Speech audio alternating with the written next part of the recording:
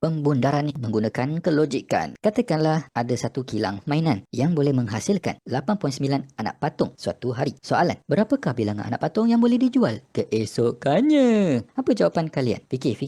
Adakah 9?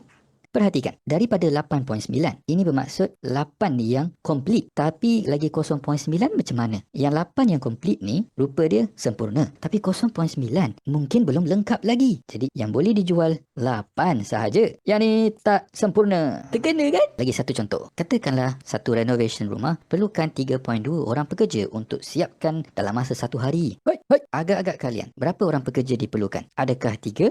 Salah.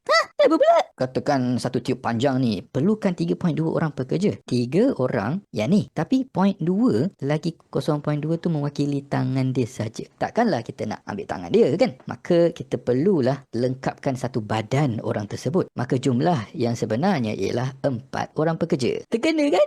Hati-hati bila bunda. Semoga anda dapat jawab soalan dengan lebih tepat. Jangan lupa share dan subscribe.